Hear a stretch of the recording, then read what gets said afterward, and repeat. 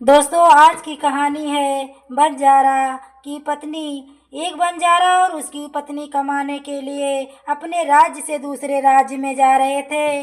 जब वह दूसरे राज्य की सीमा में पहुंचे तो उन्हें रास्ते में कुछ डाकू मिल गए और उन डाकुओं ने उस बंजारे और उसकी पत्नी के पास जो कुछ भी था वह सब कुछ लूट लिया।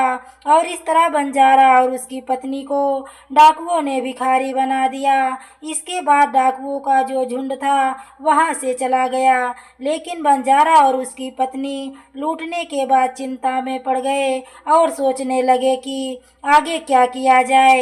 एक अनजान शहर में दोनों का बुरा हाल हो गया, क्योंकि अनजान शहर में पैसा ही सब कुछ होता है। बंजारा अपनी पत्नी को लेकर अनजान शहर की तरफ बढ़ने लगा। उसे यह चिंता खाए जा रही थी कि अब मैं व्यापार करूं तो कैसे। वह इसी चिंता में चला जा रहा था कि उस कुटिया के उस नगर के बाहर एक साधु की कुटिया दिखाई दी। वह बंजारा अपनी पत्नी को लेकर कुटिया की तरफ चल दिया। जब वह कुटिया के पास पहुंचा तो उसे वहां एक साधु मिला जो अपने शिष्यों को प्रवचन दे रहे थे। साधु को देखकर बंजारा सोचने लगा, क्यों ना साधु को अपनी समस्या बताऊं, शायद वह मेरी समस्या का कुछ समाधान कर दे। ऐसा विचार करके वह साधु महात्मा के पास पहुंच गया और बहुत ही विनम्र स्वर में अब उसने अपनी समस्या महात्मा जी को बताई और कहने लगा, महाराज, डाकुओं ने हमारा सब कुछ लूट लिया। अब व्यापार करने के लिए हमारे पास कुछ भी नहीं है। यदि आप किसी तरह मेरी पत्नी को किसी सेठ के पास गिरवी रखवा कर मुझे कुछ पैसे दिलवा दो तो मैं आपकी बड़ी कृपा होगी। जब साधु ने बंजारे की बात सुनी तो साधु को उस व्यापारी पर दया आ गई। साधु ने अपने परिचित सेठ के बारे में बताया और उसके पास भेज दिया। बंजारा अपनी पत्नी को लेकर उस सेठ के पास पहुंच गया और सेठ से हाथ जोड़कर कहने लगा, सेठ जी, मुझे कुछ पैसों की आवश्यकता है। मेरे पास गिरवी रखने के लिए और तो कुछ नहीं है, बस मेरी पत्नी है। आप मेरी पत्नी को गिरवी रखकर मुझे कुछ पैसे दे दीजिए।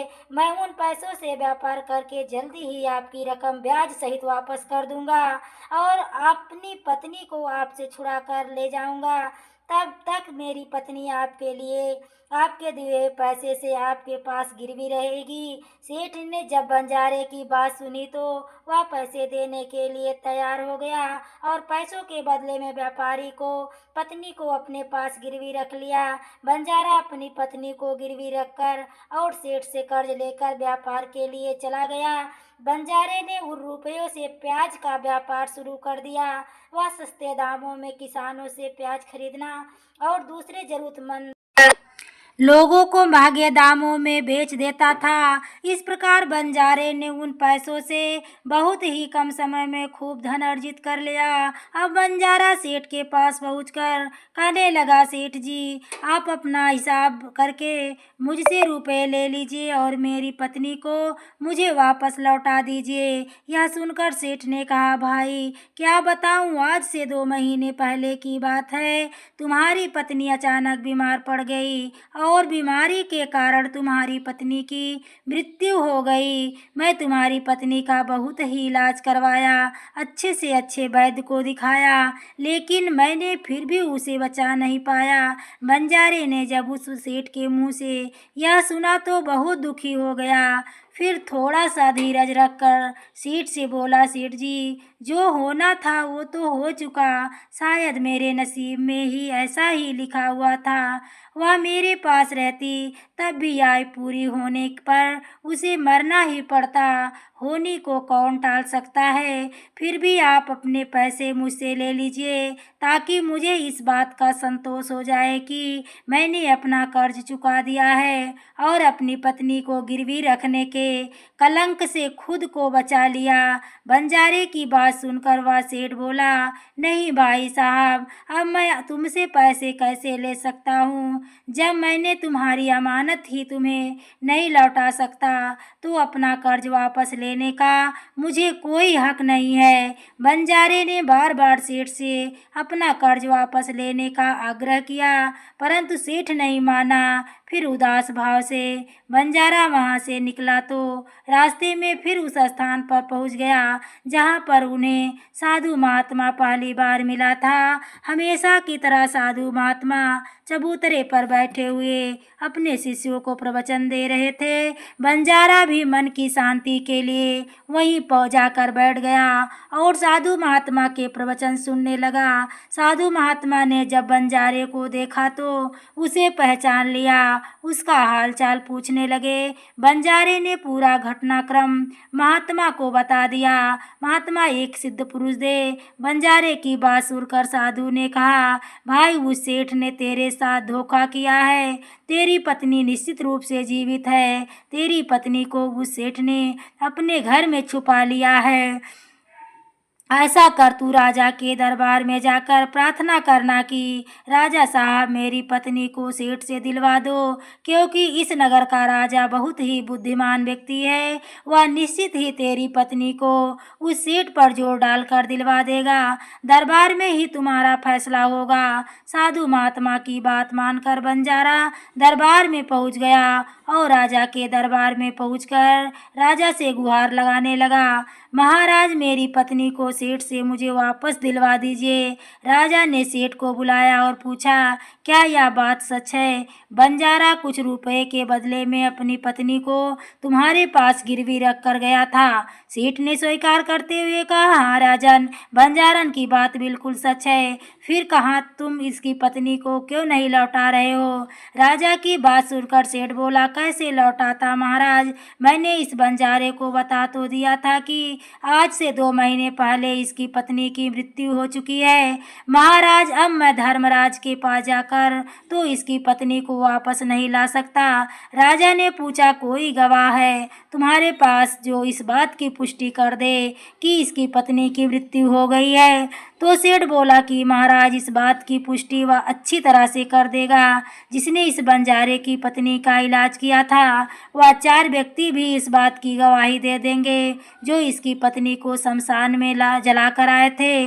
उस सेठ ने बात इतनी आत्मविश्वास के साथ कही कि राजा को भी उस पर भरोसा हो गया। तब राजा ने बंजारे से कहा, अगर तुम्हारी पत्नी जीवित होती तो हम तुम्हें अवश्य दिलवा देते, अब तो हमारी भी मजबूरी है। इस प्रकार राजा ने बंजारे को समझाकर वापस भेज दिया। बंजारा फिर से साधु महात्मा के पास वापस आ गया और जो कुछ दरबार में राजा और सेठ के बीच हुआ सारी बातें साधु महात्मा को बता दी। यह सब सुनकर महात्मा ने कहा, मैं राजा को इतना विवेकहीन नहीं समझता था। मुझे बहुत दुख है, उसने तुम्हारे साथ न्याय नहीं किया। उस राजा ने सेठ की बातों पर यकीन कर लिया और तुम्हें समझाकर मेरे पास वापस भेज दिया।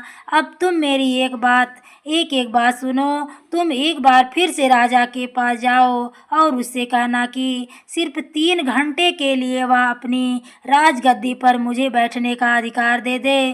तब मैं राजा को बताऊंगा कि न्याय कैसे किया जाता है और न्याय किसे कहते हैं। वह बंजारा एक बार फिर से राजा के दरबार में पहुंचा और जैसा उस साधु महात्मा ने कहा था उसने राजा से कह दिया। राजा ने बंजारे की यह बात सुनी तो यह सुनकर राजा ने कहा, मुझे 3 घंटे के लिए राजगद्दी छोड़ने में कोई ऐतराज नहीं है। यदि ऐसा करने में तुम्हें न्याय मिल जाएगा तो मैं 3 घंटे के लिए अपनी राजगद्दी छोड़ दूंगा। तुम उन महात्मा को राज दरबार में ले आओ।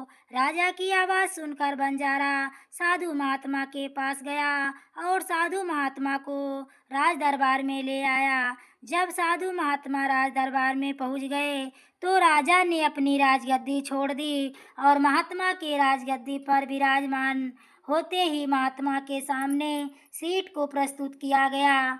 बंजारा ने सेठ से पूछा, 2 महीने पहले जब बंजारे की पत्नी मर गई, इसका कोई सबूत है क्या? सेठ ने कहा, हाँ मेरे गवाह मौजूद हैं। फिर राजा बने साधु महात्मा ने आदेश पर सेठ के गवाह पेश किए गए। सबसे पहले साधु ने उस वैद्य को बुलाया जिसने बंजारे की पत्नी का इलाज किया था। साधु ने उससे पूछा, क्यों भाई, आपने इस बंजारे की पत्नी का इलाज किया था? वैद्य बोला, जी मैं ही बंजारे की पत्नी का इलाज किया था। वैद्य की पत्नी वैद्य की बात सुनकर साधु बोला, अच्छा वैद्य जी, बता मुझे यह बताओ कि तुम बंजारे की पत्नी का इलाज करने के लिए सेठ के घर जाते थे या फिर बंजारे की पत्नी इलाज करवाने के लिए तुम्हारे पास आती थी। राजा बने साधु महात्मा की बात सुनकर वैद्य राजा से बोला, महाराज सेठ जी मेरे पास स्वयं आकर दवा ले जाते थे। साधु बोला, या नहीं, तुम विश्वास के साथ नहीं कह सकते। वह दवा सेठ बंजारे की पत्नी के लिए ही ले जाता था या फिर किसी और के लिए। साधु की बात सुनकर वह वैद्य बोला, यह बात मैं यकीन के साथ नहीं कह सकता कि सेठ जी किसके लिए दवाई ले जाते थे, लेकिन सेठ जी मुझसे दवाई जरूर ले जाया करते थे। वैद्य की बात सुनकर वह साधु बोला, इसका मतलब तो यही हुआ कि तुम मरीज को बिना देखे ही दवाइयाँ दे देते हो। यह तो बहुत ही गंभीर मामला है। तुम दवा के स्थान पर किसी को जहर भी दे सकते हो और हो सकता है तुम्हारे द्वारा दिए गए जहर में ही उस बंजारे की पत्नी की मृत्यु हुई हो। साधु की यह बात सुनकर वैद्य का चेहरा डर के मारे पीला पड़ गया और वह डर कर बोला, नहीं हुजूर, ऐसा हरगिज नहीं हो सकता। मैं अपने किसी मरीज को दवा के बदले जहर क्यों दूंगा? इस तरह से तो मेरी सारी प्रतिष्ठा मिट्टी में मिल जाएगी। वैद्य की बात सुनकर वह साधु महात्मा बोला, अब तो तुम ऐसा ही कहोगे। मैं तुम्हें अपने कर्तव्य के प्रति लापरवाही करने के लिए और एक मरीज के जीवन से खिलवाड़ करने के अपराध में 50 कोड़े लगाने का आदेश देने जा रहा हूँ। इसके साथ ही तुम्हारा चेहरा काला करके सारे नगर में घुमाया जाएगा। अब तुम सोच लो, सच बोलोगे या फिर मैं सैनिकों को तुम्हें गिरफ्तार करने का आदेश दूं। यह सुनकर वैद्य का शरीर कांपने लगा और वह साधु के चरणों में जा गिरा और बोला, हुजूर मुझे माफ़ कर दीजिए। मैं स्वीकार करता हूँ कि मैंने सेठ के बताए किसी भी मरीज का कोई इलाज नहीं किया। सेठ ने तो मुझे बहला फुसला लिया था और कहा था यदि गवाही की आवश्यकता पड़े तो ऐसा कहकर उसके पक्ष में गवाही दे दूंगा। बस मेरा इतना ही अपराध है कि मैंने लालच में आकर इस सेठ का प्रस्ताव स्वीकार कर लिया। राजा बने साधु महात्मा ने कहा, तुम कुछ भी हो, अपराध तो किया ही है, इसलिए मैं तुम्हें झूठी गवाही के इल्जाम में 10 कोड़े लगाने का आदेश देता हूँ। साधु महात्मा के आदेश का राजा के सैनिकों ने तुरंत ही पालन कर लिया और सैनिकों ने तत्काल ही वैद्य को पकड़ लिया और भरे दरबार में उसे कोड़े लगाने लगे। पहले कोड़े लगते ही वह जोर से चिल्ला पड़ा और कहने लगा, महाराज मुझ पर रहम कीजिए, मैं मर जाऊंगा। हर कोड़े के साथ उसके गले से करुण आवाज़ निकलने लगी। वैद्य के साथ ऐसा होते हुए देखकर सेठ के गवाह के तौर पर बुलाए गए उन चारों व्यक्तियों के कलेजे निकल गए जिन्होंने बंजारे की पत्नी को शमशान ले जाकर जलाने की बात कही थी। अब बारी उन चारों गवाहों की आई। साधु महात्मा ने उनसे पूछा कि तुम लोगों का कहना है कि तुम चारों ने इस बंजारे की पत्नी को ले जाकर शमशान में उसे जलाकर आए थे।